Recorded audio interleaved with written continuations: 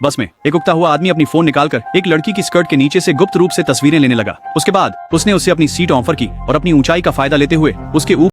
अचानक लड़की उठी, माइक के पास गई और कहा कि उसे पता था कि वह क्या कर रहा था और वह उसे और लुभावनी तस्वीरें दे सकती है। माइक बिना हिचकिचाए उसके घर गया। उसके बेडरूम में पहुंचते ही माइक को बिस्तर पर धक्का दिया गया। लड़की ने कहा कि वह शावर लेगी और उससे इंतजार करने को कहा। जल्द ही एक आदमी कैमरा लेकर आया और माइक को कुछ उत्तेजक तस्वीरों के लिए कपड़े उतारने का आदेश दिया। माइक को एहसास हुआ कि वह गहरे संकट में है। उसने लगातार कहा कि यह एक गलतफहमी है, लेकिन आदमी अडिग था। बचने के लिए माइक को खिड़की से कूदना पड़ा, अपना फोन पीछे छोड़ते हुए। माइक की मम्मी के जन्मदिन पर कोई आया। माइक ने दरवाजा खोला तो पाया कि वह जॉन था, एक लेफ्टिनेंट, वही आदमी जो पहले भी था। माइक की मां ने सोचा कि उसने कुछ गलत किया होगा, लेकिन जॉन ने झांकने का जिक्र नहीं किया। उसने सिर्फ फोन वापस किया। माइक की मां ने जॉन को रात के खाने के लिए आमंत्रित किया। माइक ने उसके लिए मना करने की कोशिश की, लेकिन जॉन अंदर आ गया।